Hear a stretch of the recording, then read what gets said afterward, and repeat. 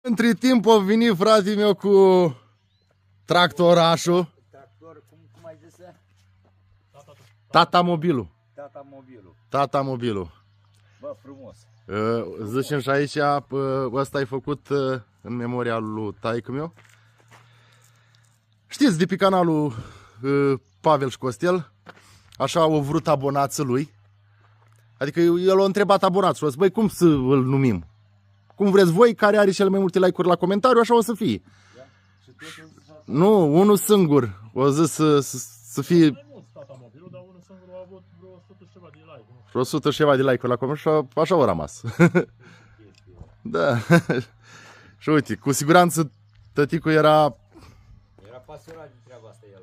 Da, să-l și văzut acum? Bă, dar să plemba... Vai de mine! Da.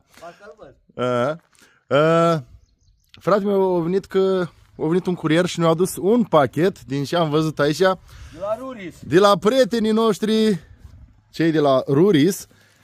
Nici nu știu și aici, dar văd că e desfăcut. Cred că cum a fost la ăsta, cum îi zice. Mamă! Nu știu, cred că cum a fost la transport, a? Da. Ia să vedem ce e. Stai așa, stai, nu deschide. Stai să mă uit aici pe... Mamă, știi Cornel, știi și? E tank. Să știu, uite, fii cum se cheamă. Ruris Tank RS 10.000. Unități 10.000. Deci Ruris Tank RS 10.000. A, uite că arată aici. Îți dai seama și? Stai să-mi dau seama. Nu-ți dai seama. Uite, nu vezi și acolo? Acolo vine agățată. Agățat. Băi, ceva distropit. Ai, gata, ți-ai dat seama. Ceva distropit aici. E distropit la diverse culturi, nu știu. Vedem și noi la și o să-l folosim. La cartofi, la porumb, la orice. La orice cred că putem să-l folosim. Da. Stai să mă uit aici întâi să vedem. Deci are o pompă de 5,5 bari.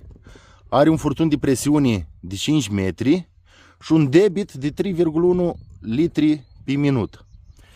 Volumul, mamă, 100 de litri. 100 de litri. Păi ierbi și destro, chești cu asta să știu nebun, dacă nu, fii atent. Hai să-l desfacem. Ia uite-l, bă, și frumos e, bă. Ia uite-l, bă.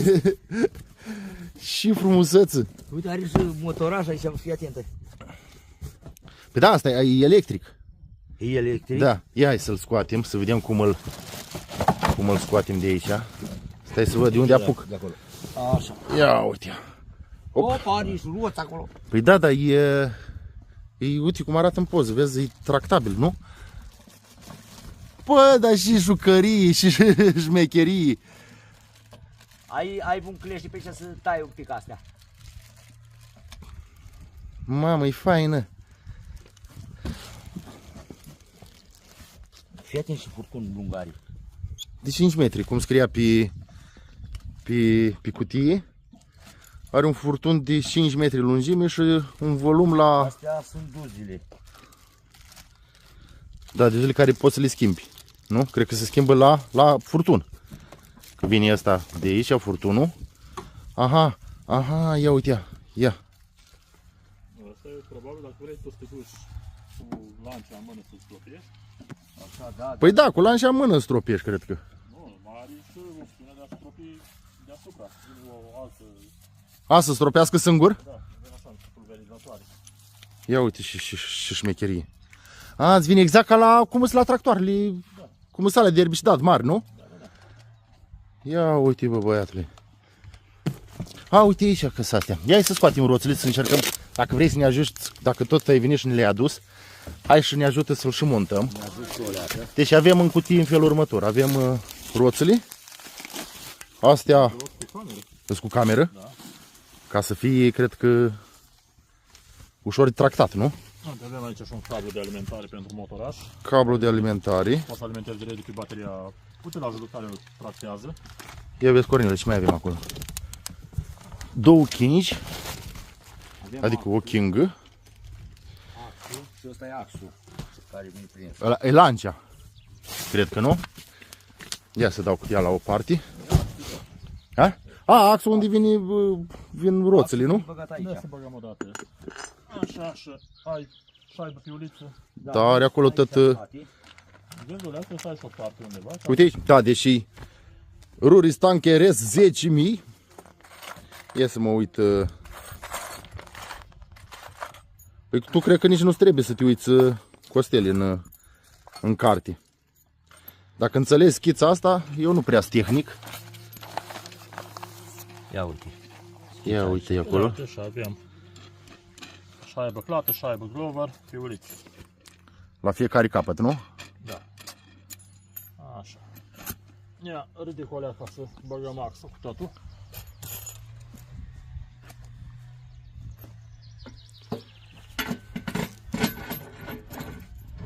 Foarte simplu de montat. Uite, deja uite și partea asta. Asta vine în interior sau nu contează? Cu valva? Cu valva în afară. Cu valva în afară. Așa, împingerea cu axul. Atât. Bă, dar și finuții și micuții. Știi, ca să nu mai stai cum erau alea în spate. Poate, da, să mergi cu el. Să mergi, ăsta Astea să... Cablu de alimentare pentru pompa. Uite aici vine băgat. Ai mufa asta. Și asta vine direct pe baterii. la... La mașină, la ATV-ul, la asta se poate trage și cu ATV-ul. Orice utilaj micuț. Care Nu poate trebuie- să-l tracteze. Nu trebuie un utilaj mare ca să-l tractezi. Acum trebuie să punem duzile astea. Nu acum niciodată. Stai să vedem, acolo mai are... Că tot sapul. Ăsta e proțapul.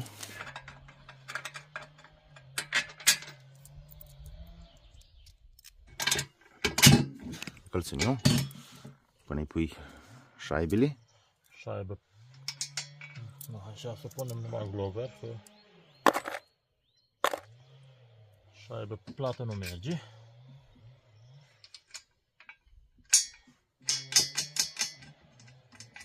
Hai că e acolo. Da, păi odată Doi. pus proțapul, nu? Proțapul l-am pus. Roțile spuse. Și ar mai trebui lancia. Hai să vedem, vin două bucăți de fornier în sus. Aici cred că vin. Așa. Una aici și una acolo. Și după aia o să mai vină un alt fornier pus invers. Traversat. Da, uite și aici toate. Asta mă gândesc. Nu, alea două de acolo. Asta. Da. Că dacă are găurile alea, Da, da, da. exact. Altul. One. Așa. Aha, și aici vine șurub, și aici, nu? Șurub acolo Și aici, acolo, și acolo, aici. ca să poți mănuijești, știi, să dai. Aha, aha. Așa.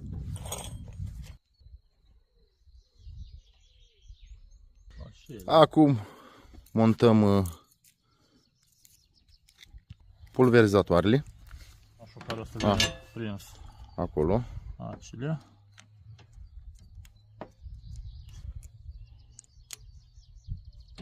Aha.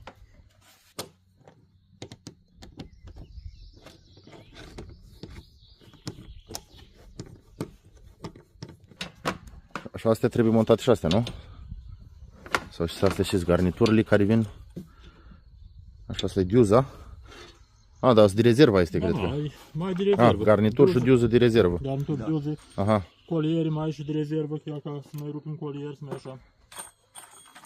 Acolo și. Da, aici trebuie să vină manometru, dar unde e manometru, nu-l văd. Uite, trebuie să fie, cred că aici. Zici? Ia uite-l. Eu tiu, băiatule. Chiar e scusătă. Ca să nu intri impurități. Și avem și garnituri. Garnituri la manometru. Mamă, dar e fain că are și manometru. Pentru că îți arată exact presiunea care o faci înăuntru. În rezervor. Da, da, da. Vine garnitură. Garnitura așa, înculetat manometru. Foarte simplu. Și ușor.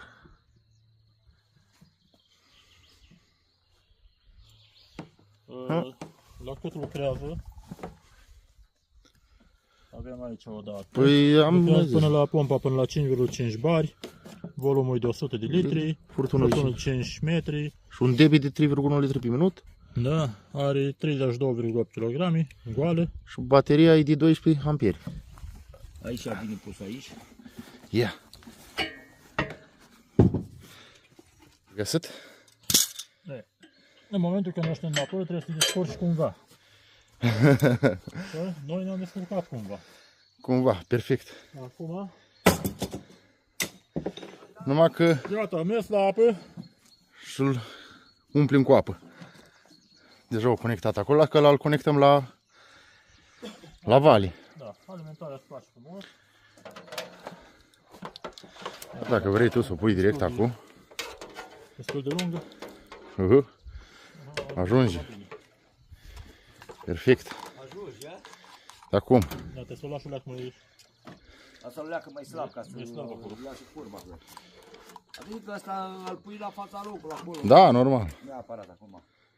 L-am pus așa. Hai, conduci tu sau conduc eu? O duci și tu, hai. Hai. Mergem la vali. Cururist. Tankerist. Mergi ușurel. Ha? Mergi ușor, că el e mai înalt tractorașul, știi? Și nu l agăți acolo jos.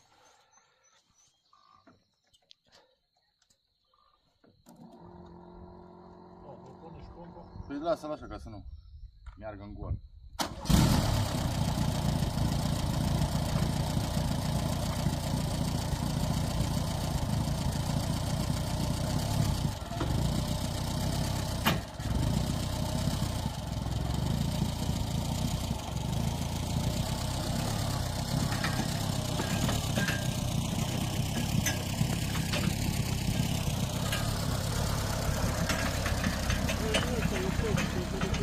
Da.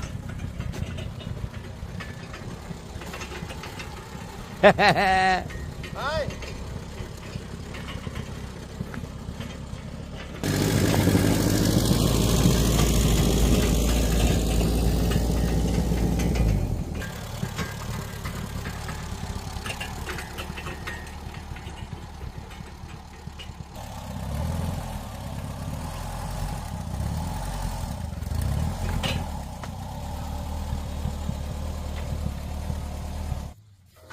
Mamă, dar și sus e apa.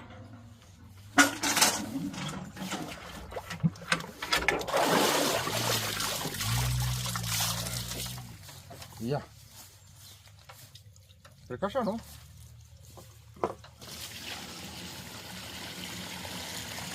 Deci foarte bine că are și sâta asta. Da, normal.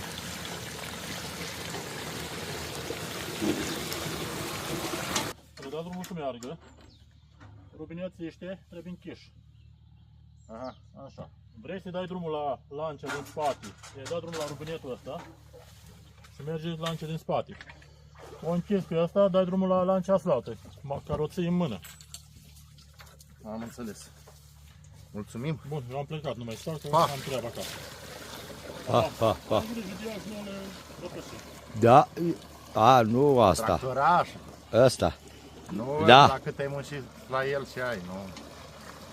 Nu mai fac eu. Te-ai cumințit, ha? Păi da, bă, dar la cât o muncită. Gata, i-am pus vreo 5 găleți de apă. Așa? Și acum trebuie să-l conectăm la baterii, cred că nu? Da. Ia să vedem.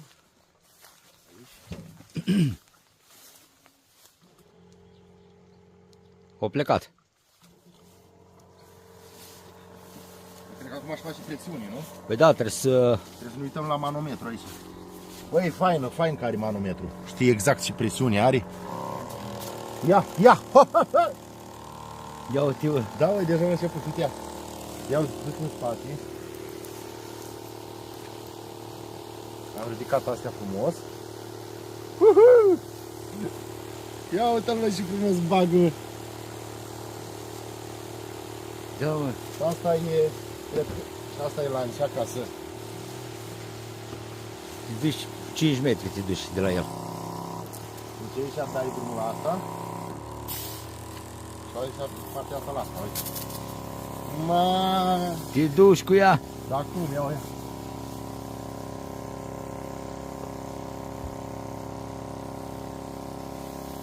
Băi, mă ploi. Auzi și strochet. Da, uite ce fain e. Ia uite așa. Mai mult atât. Are 5 metri, bă. Ia uite. Strochești la cartofi, strochești la și vrei tu. E foarte bun că ăsta poți să stropești la, cum se cheamă, la porumb. Da, da, Te-ai dus da. cu el printre rânduri, nu trebuie să mai stai cu lanci. Asta e bun pentru cartofi sau pentru copaci. Da, da, da, da, Copaci da, da, da, sau- da, da. Da. Ai pus erbicidul acolo, în el, sau Și golirea, de aici și ai golirea. De aici e golirea, să desfaci de aici, acolo. când îl golești. Cam asta e. Ia, hai să mergem sus. Asta merge.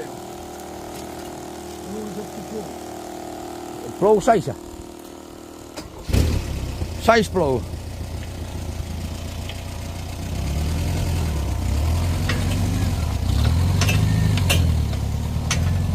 Mă auzi, tata-i.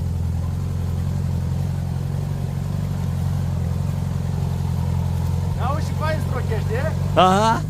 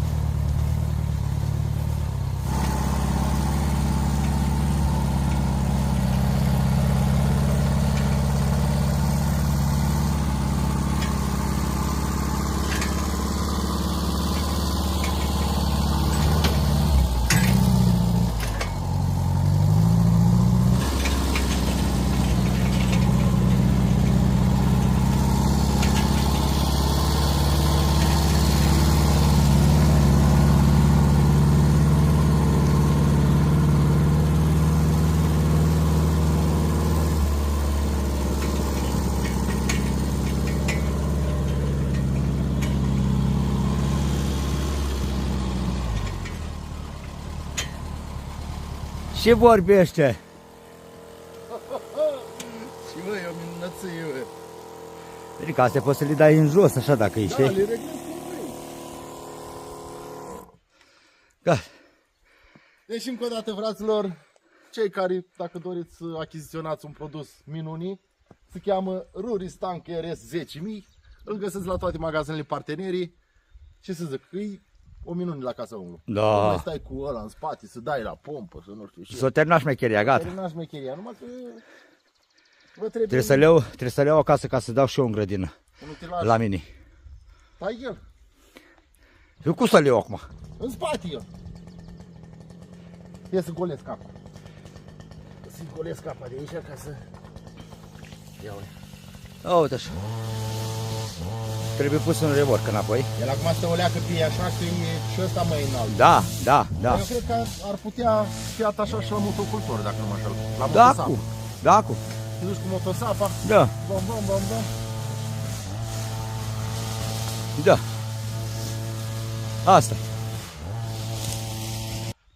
Bă, a început să plouă și faci, mai stăm sau nu mai stăm? Să nu Hai stăm să acasă. strângem sculile de acolo și așa. Uite, s-o...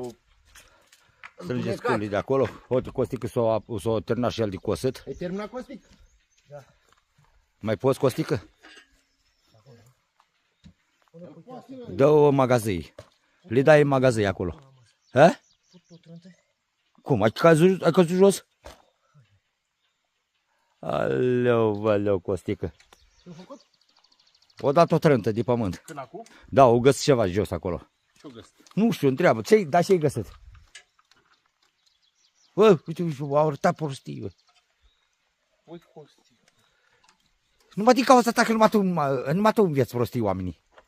Și văd ce-o prostie. Aha! Uitați-i din... Bacă are cuiul 15, bacă 20, bacă dă cu ruleta, bacă... Ah, 15. Aha! Dar n-ai treabă. Hai și mă ajută să-l urc în remorc. Cât ar fi lumea de rea, nimic nu o să ne oprească. Să ducem la bun sfârșit tot ce ne-am propus în viață. Cu așa comunitate, orice o să reușim. Și o să mergem mai departe pentru voi că vă iubim.